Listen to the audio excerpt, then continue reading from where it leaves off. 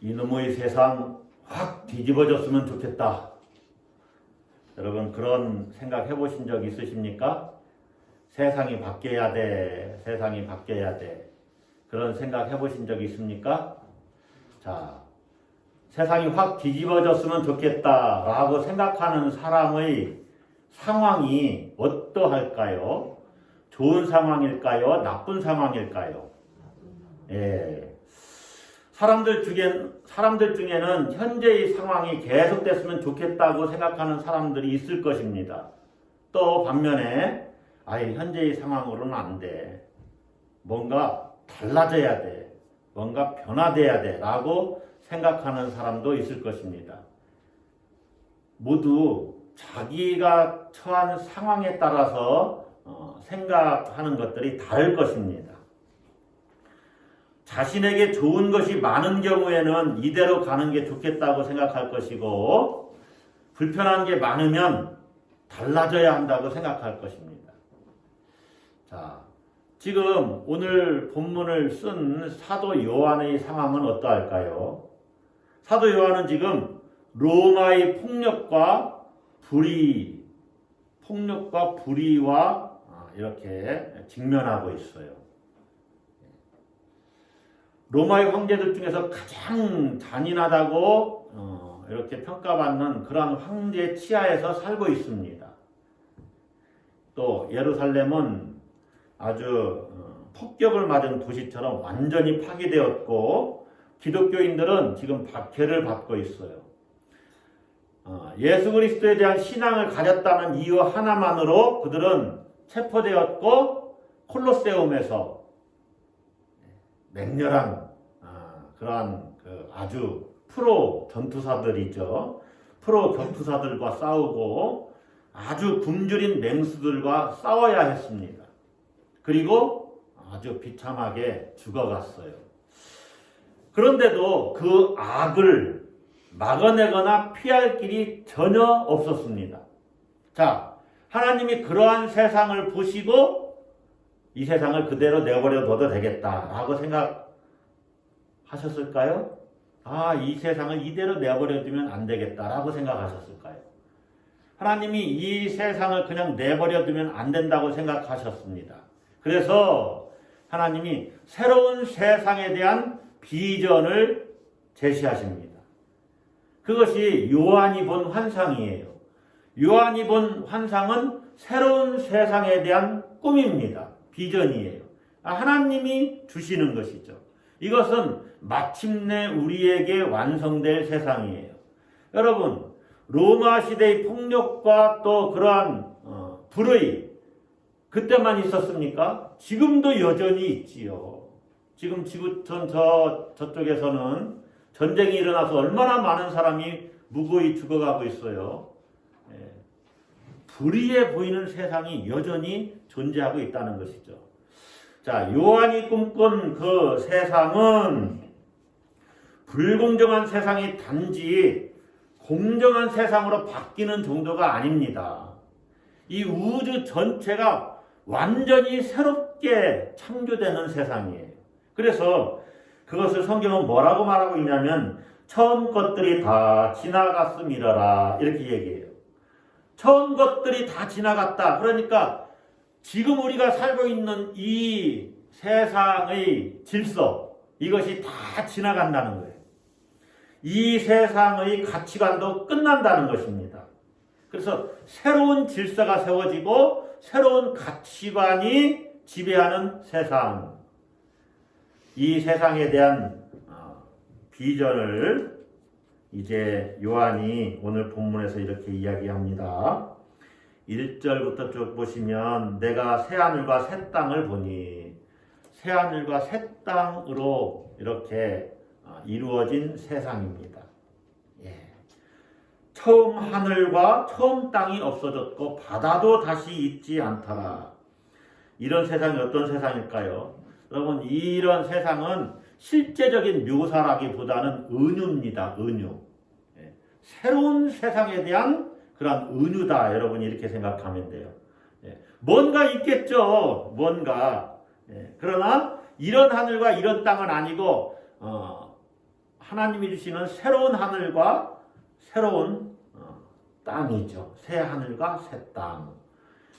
실제 우리가 고기들이 살고 있는, 물고기들이 살고 있는 이런 바다가 없는 것이냐? 많은 성경학자들은 이 바다는 고통의 상징이거든요. 고통이 없을 것이다로 해석을 해요. 모르겠어요. 하나님 나라가 실제 우리가 이렇게 배를 타고 다니는 이 바다가 없을 것인지. 그러나 문자적으로는 바다도 다시 있지 않다, 이렇게 이야기를 하고 있죠. 자, 이런 세상을 가리켜서 2절에서는 이렇게 얘기합니다. 또 내가 봄에, 그러니까 지금 환상을 보는 거죠. 거룩한 성 새 예루살렘이 하나님께로부터 하늘에서 내려오니, 그 준비한 것이 신부가 남편을 위하여, 신랑을 위하여 단장한 것 같더라. 이 새 예루살렘 성은 새 하늘과 새 땅에 대한 묘사이기도 하지만 계속 성경을 요한계시록을 보면은 하나님의 백성들을 또 상징하기도 합니다. 어쨌든 완전히 새로운 세상이 온다 하는 것입니다. 여러분, 일반적으로 우리가 새롭다고 할 때는 어떤 낡은 것을 바꿔서 새 것으로 쓰는 것을 이야기합니다. 그래서 내가 가방을 사용하고 있는데 가방이 낡아지면 새 가방을 사지요. 그러나 그것은 여전히 가방이에요. 자, 집이 낡았어요. 리모델링을 합니다. 그래서 새 집이라고 합니다. 그런데 그 집은 쓰던 집을 단지 리모델링해서 조금 편하게 이렇게 바꾼 것이죠. 성경이 말하는 새로움이라는 것은 그런 차원이 아닙니다. 성경이 말하는 새로움은 과거로부터 온 것을 어떻게 색칠을 다시 하거나 이걸 보수한 새로움이 아니에요. 미래로부터 오는 어떤 새로움입니다. 이것이 성서가 말하는 새로움이에요. 과거가 아니라 미래의 문제예요. 이전에 있었던 것이 아니라 전혀 다른 것을 말합니다. 그러니까 저는 모르겠어요. 예를 들면 이렇게 생각을 해봅시다. 가방이 낡았어요. 근데 이 가방을 완전히 치우고 말 한마디로 내가 가방에 들고 다니는 것이 여기서 짠하고 나타나는 어떤 가방이 있다고 합시다. 이건 완전히 새로운 거죠. 실제 그런 건 있진 않겠죠. 마술을 쓰면 몰라도. 성경이 말하는 새로움은 과거로부터 오는 어떤 것을 이렇게 바꿔서 개조해서 새롭게 되는 그런 차원이 아닙니다. 미래로부터 오는 어떤 새로움이에요. 1000년 전의 사람들이 우리가 지금 핸드폰을 들고 다른 사람과 저 지구 반대편에 있는 사람과 통화한다? 얼굴을 보면서 서로 이야기를 나눈다? 완전히 그들은 상상도 못했을 것입니다. 그런 새로움이다 이거예요. 엄마 뱃속에 있던 태아가 세상에 태어났어요. 이 새로운 세계를 만났어요. 상상이나 했습니까? 그런 새로움입니다. 우리는 상상도 못하는 새로운 세상을 하나님이 예비하고 계시다. 이 새로운 세상에서 하나님은 우리를 직접 만나주신다고 그럽니다. 3절 보세요. 3절에 자, 보라. 두 번째 줄부터 있습니다. 하나님의 장막이, 하나님의 집이 사람들과 함께 있음에 하나님이 그들과 함께 계시리니 그들은 하나님의 백성이 되고 하나님은 다 같이 있습니다. 친히 그들과 함께 계셔서.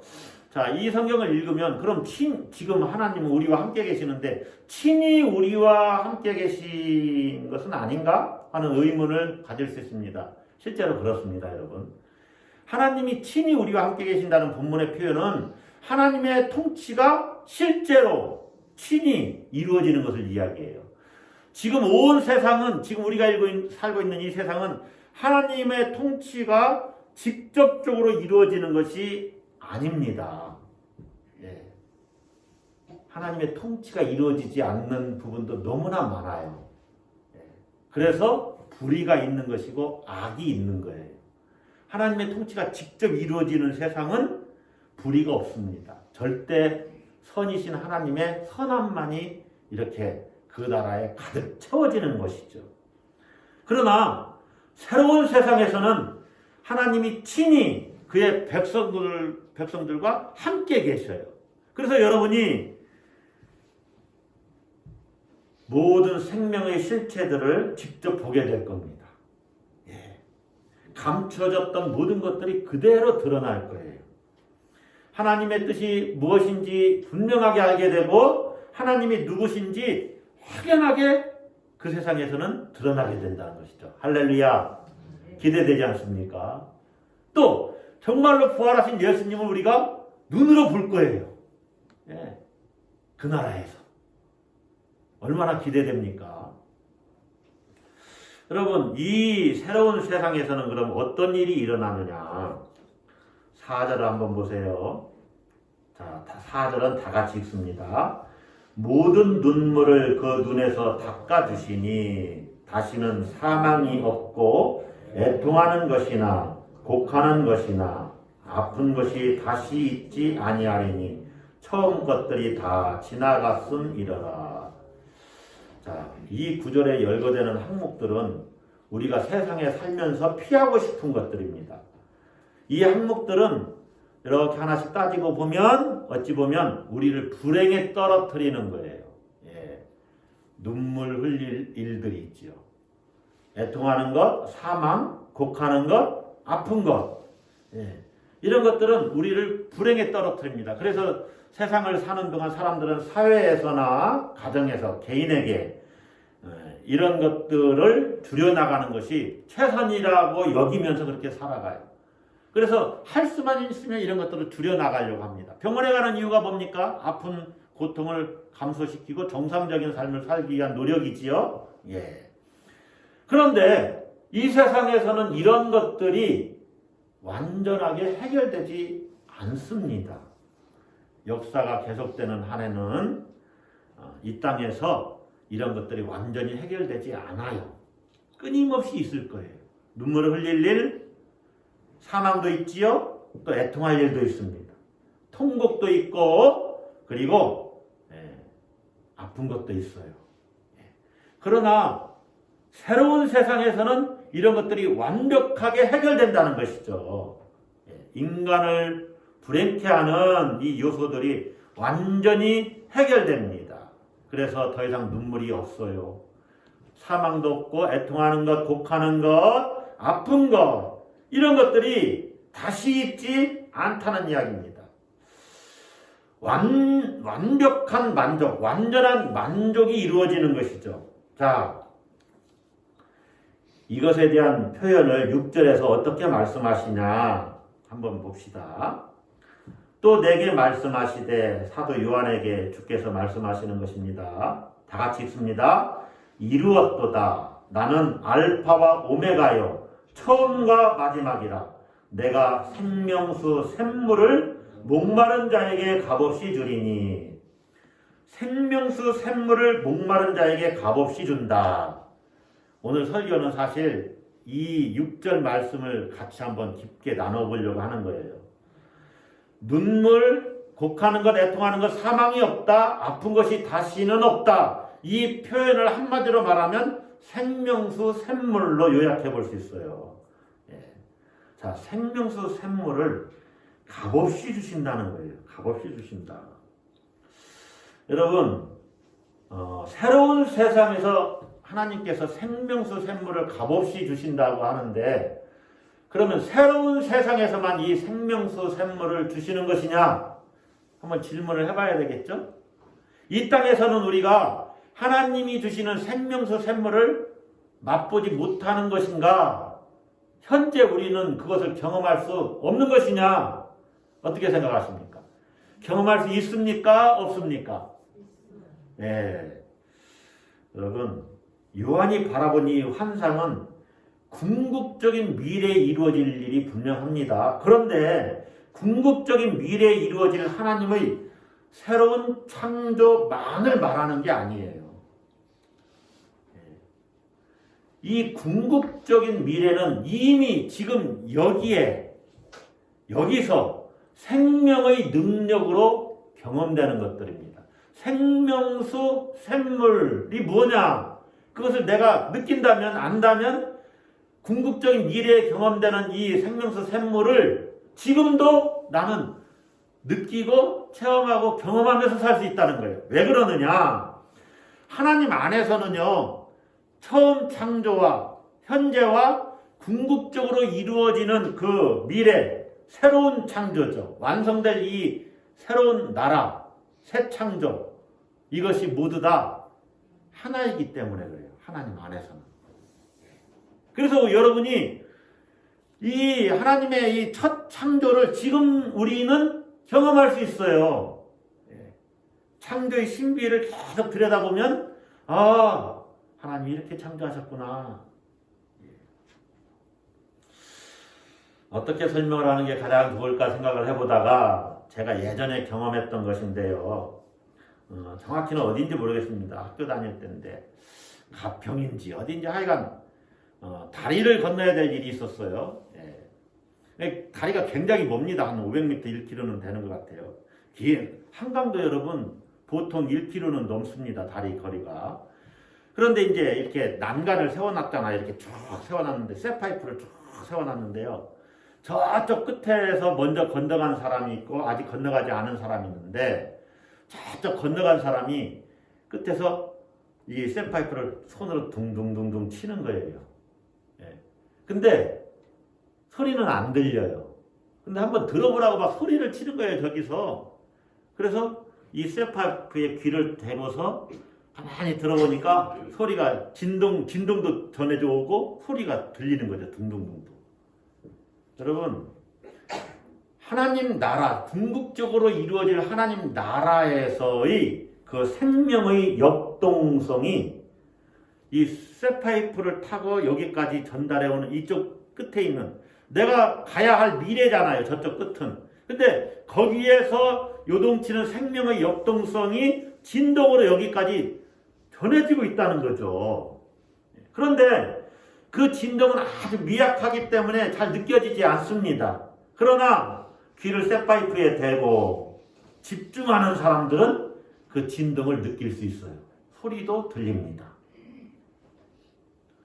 그 경험을 기차가 안 오나 철길에서 귀를 가만히 대면은요, 한 곳에서 기차가 오는 뭐라 그래요?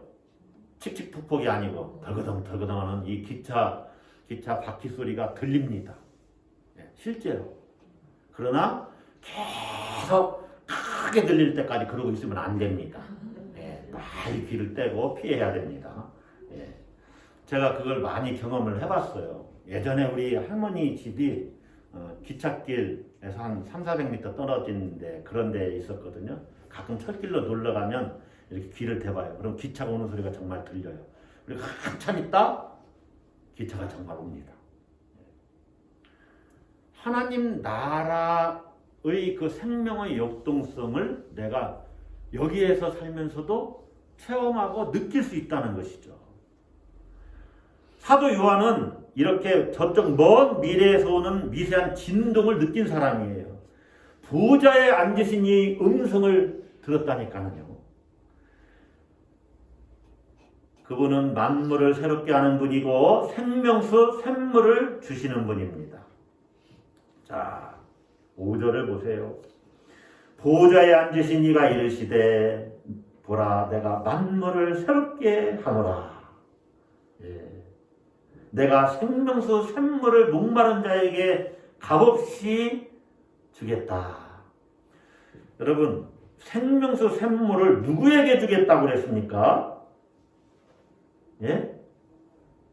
생명수 샘물을 누구에게 주겠다? 목마른 자에게 주겠다. 목마른 자는 누굴까요? 목마른 자는요, 하나님을 찾는 사람을 이야기합니다. 하나님을 찾는 사람. 사람은요, 누구나 하나님을 찾게 되어 있어요. 왜냐하면 하나님이 창조주이시기 때문에 하나님을 찾게 되어 있습니다. 그런데 사람들은 그것을 깨닫지를 못하는 거예요. 그리고 다른 것을 찾아요. 창조주이신 하나님을 찾게 되어 있는데 하나님만이 채울 수 있는 공간을 다른 것으로 채우려고 그래요. 거기에서 만족을 얻으려고 그래요. 자신을 만족시킬 대상을 그래서 사람들은 끊임없이 찾습니다. 단순히 찾는 게 아니라 어찌 보면 그것을 찾아 헤맵니다. 가장 일반적인 게 뭘까요? 자신을 만족시키려고 하는 대상, 만족시킬 줄로 믿는 대상, 돈이죠. 돈. 돈. 여러분, 인생을 갉아먹을 정도로 돈을 버는 이유가 뭐냐? 실제로 자기가 살아가는데 꼭 필요해서 돈을 번다. 물론 그 말도 맞습니다. 그런데 살아가는데 필요할 만큼 돈을 벌었어도 사람들은 더 돈에 집착하고 매입니다. 거기. 왜 그렇습니까? 그것을 통해서 만족을 얻으려고 그래요. 재산을 쌓는 것에서 만족을 얻으려고 합니다. 예. 어떤 나라의 경제 정책이 잘못돼서 집값이 이렇게 비싸게 됐지만은 실제로 우리가 살아가는데 일용할 양식을 먹는 데에는요 그렇게 많은 돈이 들어가지 않아요. 근데 사람들은 지금 이 돈이 세상을 다 좌지우지하는 세상이라서 돈에 목숨을 걸어요. 근데 여러분 갑자기 또 생각이 안 나네요. 테라하고 또 뭐죠? 루나? 아십니까? 가상화폐 사건 아시죠? 99.8%인가가 급락했는데 결국에는 이 상장을 닫았어요. 그래서 어떤 분은 들은 얘기로는 18억을 투자를 했는데 4천만 원 남았다나? 하루아침에 다 날아간 거예요. 하루아침에. 그래서 지금 마포 대교 주변은 경찰들이 많이 지금 이렇게 순찰을 돌고 있다는 것 아닙니까? 자살 예방 차원에서. 여러분, 저는 18억만 있으면 좋겠네요, 정말. 여러분, 우리가 훈련을 해야 돼요. 돈은 필요한 겁니다. 있어야죠. 먹고 사는데 필요하니까. 그러나 그것이 내 영혼을 만족시킨다고 생각하지 말아야 돼요. 자꾸 훈련을 해야 돼요. 세상의 것은요, 우리 영혼을 만족시키지 못합니다. 자, 정치하는 사람들, 정치에 매달리죠. 정치를 떠나지 못합니다. 왜냐하면 그것으로부터 만족을 얻기 때문에 그래요. 권력이 주는 그러한 그 만족이 있잖아요. 그러나 정치를 통해서 생명수 샘물을 맛봅니까? 거기에 그런 생명수 샘물과 같은 만족이 없습니다. 제가 예전에 은퇴한 정치인이 기자의 인터뷰에 응해서 인터뷰하는 것을 봤습니다. 평생 정치하셨는데 되돌아보면 어떤 생각이 드십니까? 이분이 뭐라고 말하는지 아십니까? 허무하죠, 뭐. 평생 정치를 했어도 남은 게 허무라는 거예요. 또 어떤 사람들은 이렇게 얘기하는 분들도 있어요. 가급적이면 정치를 하지 말라고 말리고 싶다는 거예요. 자기는 평생 해놓고. 정치 권력이 주는 속성을 이야기하는 거죠. 좀 더 고상한 대상도 있습니다. 사람들이 그것을 통해서 만족을 얻으려는 대상. 지식입니다. 학문이지요. 학문적인 업적은 우리에게 상당한 만족을 줄 수 있어요. 역사 발전에 기여하기도 하고 또 사회 봉사에 기여하는 그러한 기회도 됩니다. 그러나 그것 자체가 영혼을 만족시키는 것은 아니에요. 자기가 그런 실적을 쌓고 업적을 쌓았어도 결국에는 이것도 별것 아니구나 이런 것들을 깨닫게 된다는 거죠. 왜냐하면 이 학문의 세계도 끝이 없거든요. 책을 몇 권을 쓰면 만족할까요? 끝이 없어요. 공부를 하면 할수록 더 어려운 게 공부하는 겁니다. 자, 우리가 어떤 것으로부터 영혼의 만족을 얻으려고 하는 대상, 추구하는 대상 중에는 또 사람이 있을 수도 있겠죠. 연인일 수도 있고 배우자일 수도 있고 또 가족일 수도 있습니다. 우리나라 사람들은 서양 사람들보다 가족 애가 유달리 강합니다. 그래서 가족 애가 더 끈끈하죠. 가족을 통해서 영혼이 만족을 얻을 수 있습니까? 여러분들 경험하시죠? 아들, 딸, 손자, 또 손녀, 며느리도 오고 사이도 온다고 합시다. 생일 때도 오고 명절 때도 와요. 그래서 북적북적 한때는 행복감에 젖어듭니다. 그런데 떠나고 나면 허전하고 쓸쓸함이 깃들 거예요.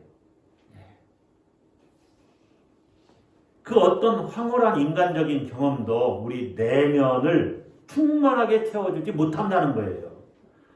왜 그러느냐? 생명수 샘물 경험은 오직 하나님을 통해서만 가능하기 때문에 그래요. 생명수 샘물 경험은 하나님을 통해서만 가능하다. 하나님을 목말라 하는 자는 하나님을 찾는 사람을 이야기합니다.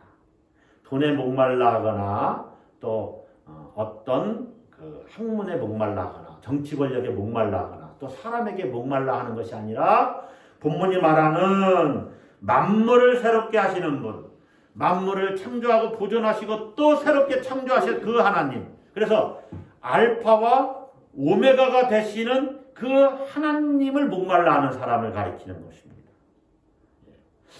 그런데 여러분, 하나님을 목말라 하는 게 뭘까? 이게 손에 잘 안 잡히잖아요. 하나님으로 내가 갈증이 있다. 이게 잘 손에 안 잡힙니다. 설명이 잘 되질 않아요. 실제로 이것은 경험을 해봐야만 알 수 있기 때문에 그래요. 사람은 자신이 경험한 세계 너머에 있는 것을 잘 인식하지 못합니다. 그러나 여러분이 정말로 하나님만이 내 영혼을 채우실 수 있는 분이구나를 경험해봤다면 그것을 알 수 있어요.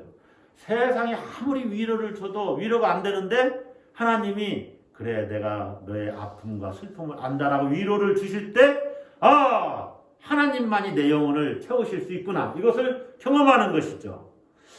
여러분이 하나님을 목말라 하는 것이 무엇인지를 경험해 볼 수 있는 제가 지름길을 가르쳐 드리면 어떻게 하면 이것을 경험해 볼 수 있을까? 하나님을 목말라 했던 사람들의 이야기를 읽고 배우는 겁니다. 성경의 인물들을 통해서 우리가 그들은 어떻게 하나님을 목말라 했고 하나님으로 이렇게 만족해 했는가를 계속해서 읽고 배우는 거예요. 그들의 영적인 경험을 내가 이렇게 생각해보고 묵상해보고 하면서 내 삶 속에서 실제로 그것을 이런 거구나라고 경험해보는 것이죠. 네. 성경에 나오는 그 사람들의 경험에서 중요한 것은 뭐냐? 하나님이 누군지를 아는 겁니다. 하나님을 알면 알수록 하나님과 가까이 하고 싶지요. 만물을 새롭게 하시고 내게 생명수 샘물을 값없이 주시는 분, 그분에게서 나는 생명수 샘물을 많이 공급받고 싶다. 이렇게 갈망하고 목말라 하는 것이죠. 그래서 하나님을 아는 것만이 하나님을 갈망하면서 살아가는 최선의 길입니다. 할렐루야. 여러분, 하나님을 가리켜서 본문이 목마른 자에게 생명수 샘물을 값없이 주신다고 그랬죠. 돈 받고 주신다고 안 했죠. 그렇죠? 값없이 주신다. 여러분, 이 땅에서 값없이 여러분들이 얻는 것이 뭐가 있을까요? 값없이 얻을 수 있는 것. 우리가 값없이 얻는 것은 경험은 할 수 있습니다. 예를 들면 집에 가서 가정에서 그 일을 경험하죠. 냉장고 안에 있는 것은 내가 돈을 내지 않고도 값없이 그냥 먹어요. 실제로는 이미 누가 지불을 했죠. 거기 있는 거 뭐 이렇게 꺼내 먹는다고 누가 돈 내라고 안 해요. 가족들 중에 아무도. 이런 공동체가 있어요. 수도원 공동체입니다. 수도사들은 거기서 나오는 식사, 잠자리 그냥 자기가 돈 내지 않고 그냥 이렇게 거저 받습니다. 그러나 실제로는 누군가 그 값을 지불한 거예요, 이미. 그래서 우리가 그런 것들을 경험하기 어려운데 곰곰이 한번 잘 생각을 해보세요. 내가 내 생명을 유지하는 데 필요한 모든 것들은 실제로는 값없이 주신 것입니다. 이게 생명수 샘물이에요. 이 땅에서 우리가 경험해 볼 수 있는. 자, 제가 몇 가지 한번 얘기를 해볼게요. 우리가 숨 쉬는 것, 이거 하나님이 값없이 주신 생명수 샘물입니다. 숨 쉬지 않으면 당장 우리가 죽게 되잖아요. 자, 숨을 쉼으로 들숨과 날숨을 통해서 공기가 들어왔다 나갑니다. 이 공기가 들어왔다 나가는 것을 통해서 또 우리가 냄새를 맡아요. 근데 이게 얼마나 큰 기쁨을 줍니까? 예.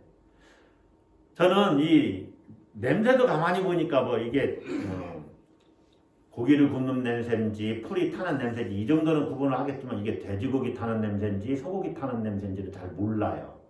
근데 아주 예민한 사람들은 그런 것들을 잘 압니다. 이게 아카시아 향기인지 라일락 향기인지 뭐 장미꽃 향기인지 아시겠죠?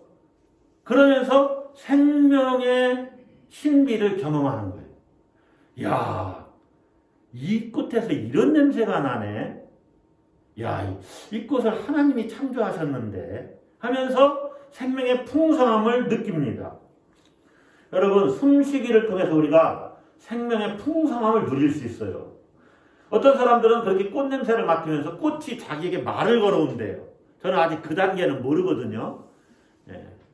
그러면서 꽃이 자기에게 말을 해서 아, 저 물을 주세요 라고 꽃을 보고 물을 갖다 줘요. 예. 꽃을 사랑하는 사람이겠죠. 예. 자, 생명수 샘물은요 너무나 많아요. 이렇게 따지고 보면 예. 동물과 대화를 나누는 사람들, 눈빛으로 동물의 상태를 알아봐요. 생명의 신비를 깊이 체험하는 겁니다. 예. 여러분이 이 걷는 거를 한번 생각을 해보세요. 걷는 것이 돈이 듭니까? 걷는 데는 돈이 안 들어요. 하나님이 값없이 주신 것입니다. 그런데 이 걷는 것은 직립보행은 인간만이 할 수 있잖아요. 예. 그래서 걸으면서 우리는 중력을 느끼고 또 균형을 잡고 걸어가면서 즐거움을 얻습니다. 자연을 보면서. 그리고 오래 걷다 보면 몸에서 좋은 호르몬이 나와서 기분이 좋아지지요. 그래서 생명의 신비로움을 내가 느끼는 거예요. 네. 몸이 찌뿌듯했는데 몸이 좋아지는 것을 느낍니다. 그래서 여러분 소화가 잘 안 되고 몸이 찌뿌둥하면 그냥 나가서 걸으세요. 네. 한 20-30분 이상 걸어야 그런 것들이 이렇게 균형을 잡게 됩니다. 그렇게 함으로 내가 값없이 하나님이 주시는 은혜를 누리는 거예요. 그런데 이런 것들이 너무나 많다는 거죠. 생각하면 생각할수록 한이 없습니다. 아까 숨쉬기 이야기했죠. 숨을 쉬면 공기가 들어와서 그냥 끝납니까? 산소는 내가 몸 안으로 받아들이고 이산화탄소는 배출합니다. 신비죠, 신비. 내 몸에서 자연히 그렇게 작동하는 거예요. 음식을 먹으면 그 음식물을 이제 소화시킵니다. 내 위장에서 소화시키고 거기에서 이제 장을 통과하는 동안에 모두 다 에너지로 이렇게 받아들이는 것이죠. 이 신비 아닙니까? 생명수 샘물인 거예요. 이게 하나님이 주신. 여러분, 우리가 하나님 나라에서 영원히 살 수 있도록 우리를 영원히 살 수 있도록 하는 생명수 샘물은 뭡니까? 누가 우리를 영원히 살도록 합니까? 예수 그리스도. 예수 그리스도를 주셔서 우리가 영원히 살도록 하시는 거예요. 창세기에 의하면 생명나무죠, 생명나무. 예. 이 신비 아닙니까? 어떻게 우리가 영원히 살 수가 있습니까? 여러분에게 영원히 살 수 있는 능력이 있습니까? 내가 영원히 살 수 있고 영생이 있고 그런 능력이 있다면 어찌 보면 예수님 안 믿어도 됩니다. 영원히 살 수 있는데. 그러나 우리에게는 그런 능력이 없어요.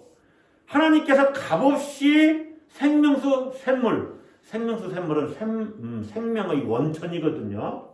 그리고 이 생명수 샘물에서 나오는 생명수는 예수님이 주시는 영생을 이야기하는 것입니다. 그래서 누구든지 목마른 자는 내게로 와서 마시라. 예. 그 배에서 뭐가 넘쳐요? 생수의 강이 흘러 넘친다. 물론 성령을 이야기하는 것이지만 주님이 주시는 생명을 이야기하는 것입니다. 여러분 이제 말씀을 정리하면 새로운 세상은 값없이 우리가 생존에 필요한 모든 것을 얻을 수 있어요. 노동하지 않는다는 얘기가 아니에요. 노동도 그것은 수고가 아닙니다. 그때는 기쁨이에요. 뭔가 행정이 돌아가야 되지 않겠습니까? 그 나라에서도. 이 하나님이 주시는 새로운 세상은 완벽하게 생명의 풍성함을 느끼면서 살아가는 세상이에요. 눈물도 없고 사망도 애통함도 통곡함도 아픈 것도 없어요.